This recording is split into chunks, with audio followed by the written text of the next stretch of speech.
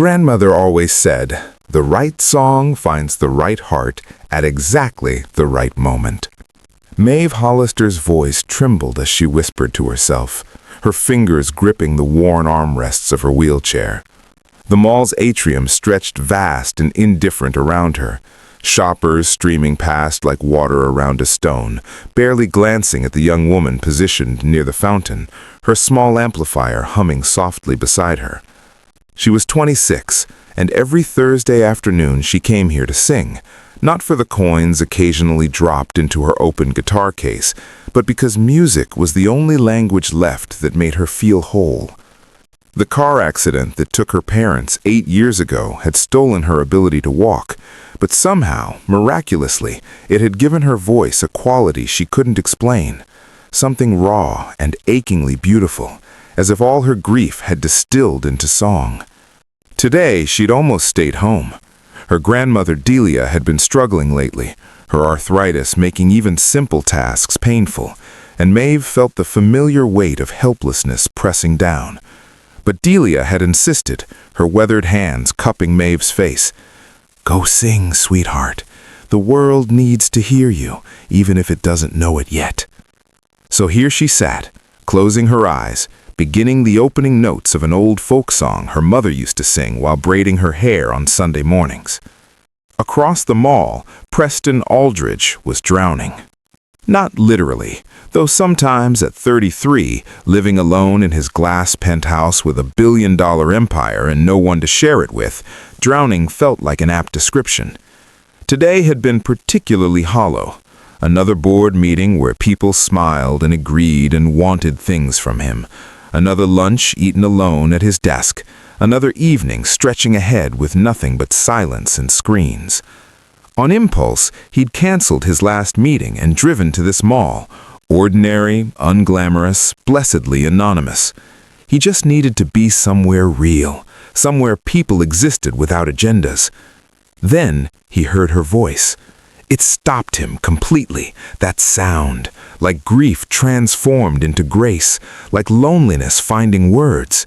He turned, navigating through the crowd until he saw her, a young woman in a wheelchair, eyes closed, singing as if the music was the only thing tethering her to earth. Preston found himself on a nearby bench, transfixed. He watched how her fingers moved on the guitar strings, how her face tilted upward with each high note, how she sang to an audience that largely wasn't listening, and somehow that made it more beautiful.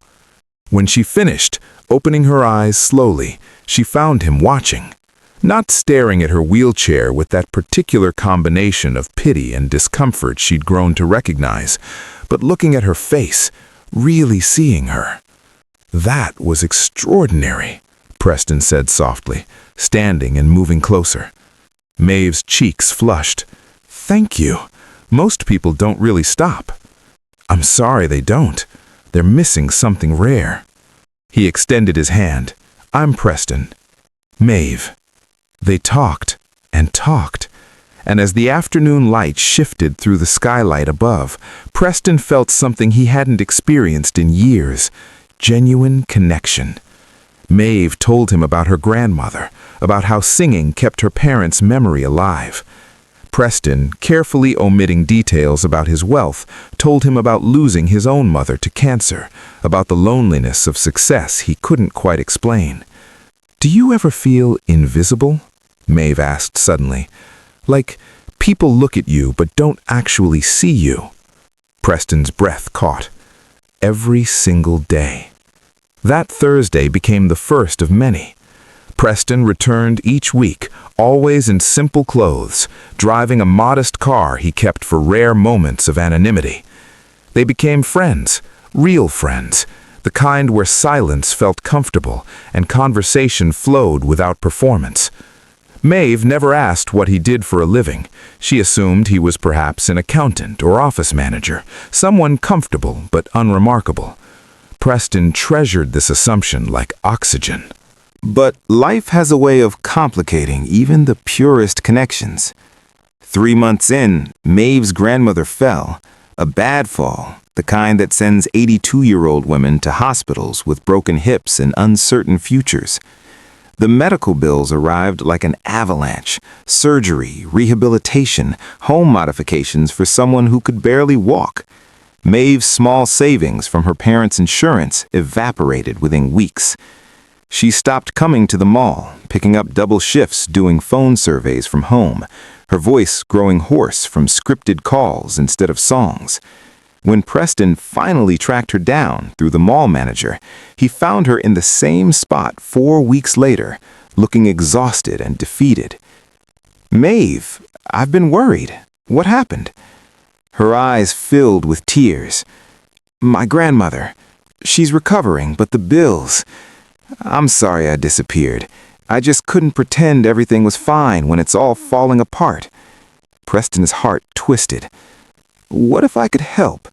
I know people, resources." "I can't take charity," Maeve said firmly, her pride flashing despite her exhaustion. "That's not who I am." "What if it's not charity?" Preston said carefully. "What if someone genuinely believes in your talent and wants to invest in it? There's a music therapy program at Children's Memorial Hospital. They need someone exactly like you. Would you let me recommend you?" Maeve studied his face, searching for pity. She found only sincerity. "If it's real, if I earn it, then yes." What Preston didn't tell her was that he funded that hospital wing. What he arranged over the next 2 weeks was more than a recommendation. It was a complete restructuring of the program to create a position perfectly suited to her talents. He also quietly, through an anonymous donor fund, paid off every cent of Delia's medical debt. He did it all invisibly, making sure the job was legitimate enough that Maeve would never question whether she'd earned it. But truth, like water, always finds a way through. 2 months later, Maeve was thriving. The children's hospital job had given her purpose beyond survival. Watching sick kids light up when she sang, seeing music ease their pain, felt like finally using her voice for something that mattered. She wanted to celebrate, to thank Preston properly for believing in her. She decided to surprise him at his office. He'd mentioned the building once, casually.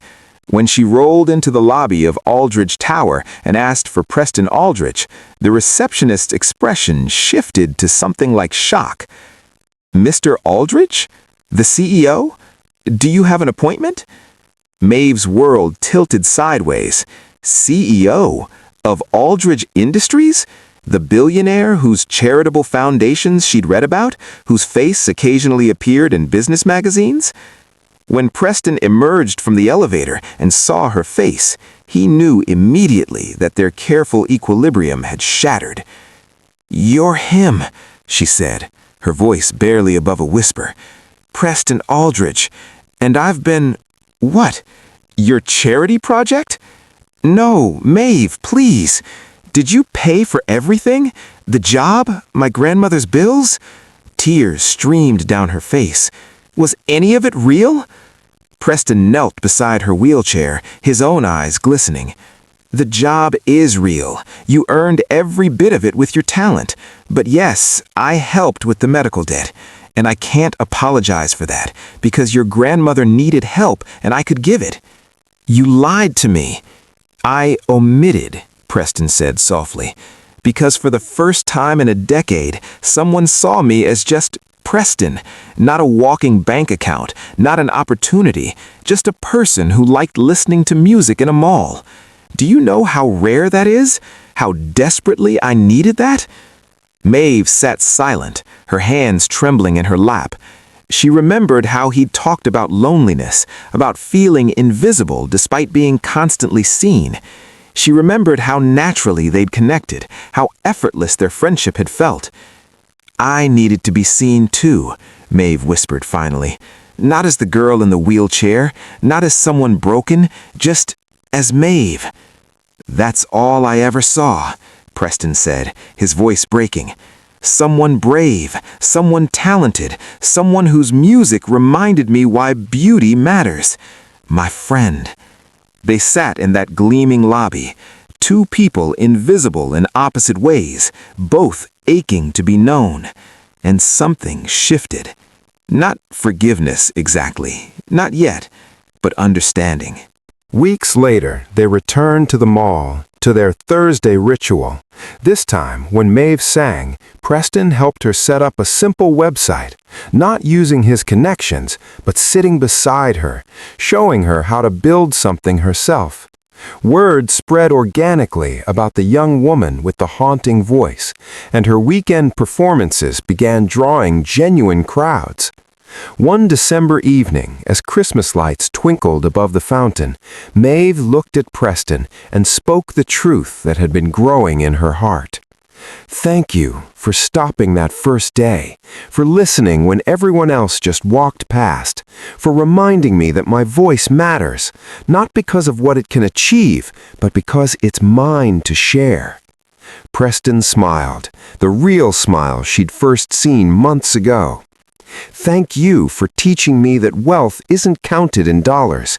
It's counted in moments like these, when connection matters more than transaction, when we choose to see each other's humanity instead of our circumstances." The moral lived in every note sung, every Thursday kept, every choice to pause when the world rushed past. Kindness isn't about grand gestures or fixing what's broken.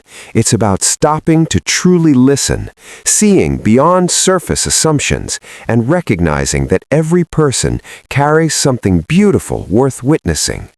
We don't need wealth to be generous. We need only the willingness to stop, to see, to honor the inherent worth in every soul.